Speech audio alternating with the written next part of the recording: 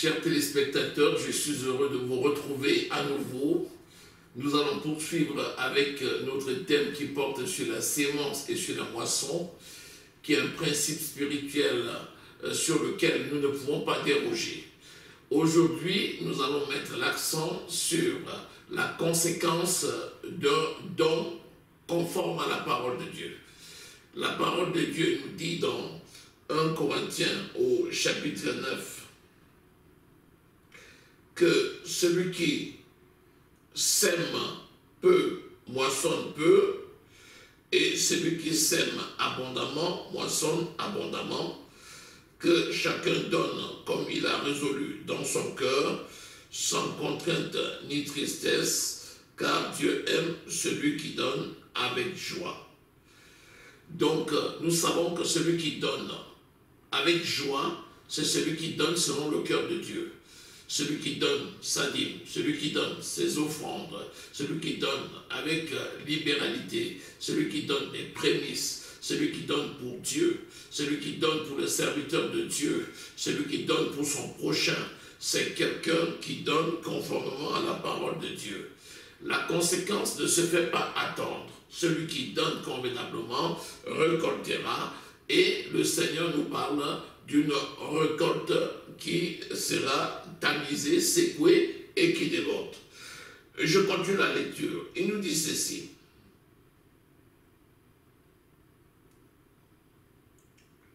Voilà. Il dit,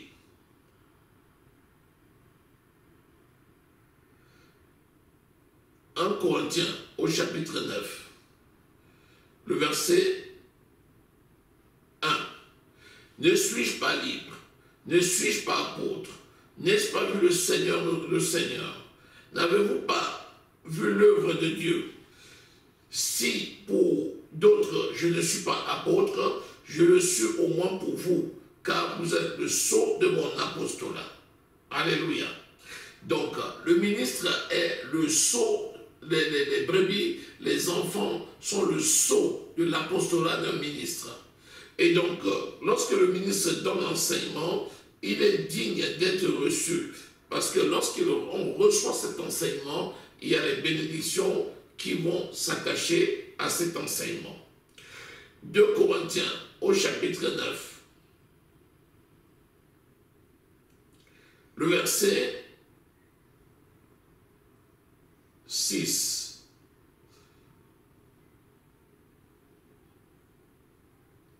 Voilà. 2 Corinthiens 9, verset 6, nous dit ceci. Voilà. Sachez-le bien, celui qui sème peu, moissonne peu, et celui qui sème abondamment, moissonne abondamment. Que chacun donne comme il a résolu dans son cœur, sans contrainte ni tristesse, car Dieu aime celui qui donne avec joie. Et Dieu peut, c'est le verset, écoutez bien, le verset 8. Et Dieu peut vous combler de toutes sortes de grâces. Quelqu'un qui donne va être comblé, rempli de toutes sortes de grâces. Pas seulement la grâce financière, la santé, la protection divine, le mariage, la famille, la promotion, à tous égards. Et Dieu peut vous remplir de toutes sortes de grâces afin que, possédant toujours en toutes choses, de quoi satisfaire vos besoins, vous ayez encore en abondance pour les grandes œuvres. Donc, quand Dieu bénit, il bénit. Et quand il bénit en abondance. Celui qui sème peu, moissonne peu. Celui qui sème abondamment, moissonne abondamment. Et je continue. Il dit ceci, selon qu'il est écrit, il a fait des largesses, il a donné aux indigents, sa justice demeure à toujours. Quand Dieu te donne, il te donne avec largesse. Il te met au large, il ne te met jamais à l'étroit. Il ne peut pas te mettre à l'étroit. Celui qui donne conformément à la parole de Dieu n'est jamais à l'étroit. Celui qui fournit la sémence au sémeur et le pain pour sa nourriture vous fournira, vous multipliera la sémence et augmentera le fruit de votre justice. Tu vas récolter un fruit abondant. Il va multiplier. Le Dieu de la multiplication multiplie la sémence de chacun. Donc, s'il multiplie, le Seigneur nous parle de la multiplication au centuple. Au centuple. Au centuple. C'est-à-dire multiplié par 100 et au-delà. Lisons Genèse 26, versets 12 à 13. Et nous allons voir comment le Dieu de toute grâce multiplie au centuple. Genèse 26, versets 12 à 13. Voilà. Rappelons-nous que Dieu n'est pas un homme pour mentir, ni le fils d'un homme pour se repentir. Ce qu'il a dit, il va l'accomplir. Alléluia. Donc, lorsque tu dois donner pour l'œuvre de Dieu, sache que tu auras une récolte qui sera abondante, à coup sûr. Et ça ne loupera jamais. Jamais, jamais. Voilà. 26, verset 13. 12 à 13. Isaac s'aima dans ce pays et il recueillit cette année le centuple car l'Éternel le bénit. Cet homme devint riche et il alla s'enrichissant de plus en plus jusqu'à devenir fort riche. Isaac était à Guérar chez le roi Abimelech et il y a eu la famine et Isaac a voulu descendre pour aller en Égypte. Lorsque le Seigneur lui a dit reste à Guérar et sème à Guérar, il a écouté. C'est-à-dire que ce qui aurait pu servir à Isaac pour sa nourriture sur le chemin de l'Égypte, il l'a mis dans la poussière. Et le Seigneur qui veille sur sa parole l'a béni. Il a béni et Isaac a récolté au-delà du centuple puisqu'il est allé en s'enrichissant pour devenir fort riche. Proverbe nous dit, celui qui amasse ne fait que s'appauvrir. Celui qui donne avec libéralité ne fait que s'enrichir. Ceux qui donnent pour l'œuvre de Dieu ne sont pas fous, ils ne sont pas bêtes. Si tu finances l'œuvre de Dieu, si tu t'acquittes de ton devoir, tu seras à coup sûr rempli de toutes les bénédictions et tu récolteras une récolte qui va déborder. Une récolte abondante qui va déborder. Nous avons lu Luc au chapitre 6. Il faut savoir que quand tu veux donner, tu utilises une mesure. Et Dieu va toujours utiliser la même mesure que tu auras utilisée. En général, si tu prends une petite mesure, ta récompense sera proportionnelle à la petite mesure. Mais si tu prends une mesure plus importante, la récompense sera proportionnelle à la mesure plus importante. Je lis Luc au chapitre 6. Je lis le verset 38. C'est le Seigneur qui parle. Il nous dit ceci. C'est Jésus qui parle. Donnez et il vous sera donné. On versera dans votre sein une bonne mesure, secouée, serrée et qui déborde. Car on vous mesurera avec la mesure dont vous serez mesuré. Lorsque tu viens donner à l'étroit pour l'œuvre de Dieu, tu reçois à l'étroit. Mais si tu donnes généreusement, tu reçois généreusement. Rappelle-toi que Dieu nous a bénis de toutes les bénédictions spirituelles dans les lieux célestes. Éphésiens 1, verset 3. Et les bénédictions dont il nous a bénis dans les lieux célestes, il les déverse maintenant sur nous au quotidien. Ces bénédictions vont passer par notre investissement dans l'œuvre.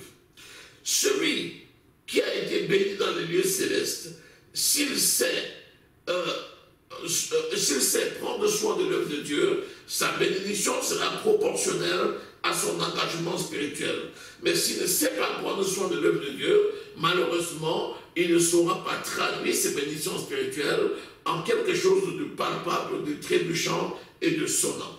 Donc, la mesure qu'on utilise, c'est la même mesure, c'est poétamisé et qui déborde.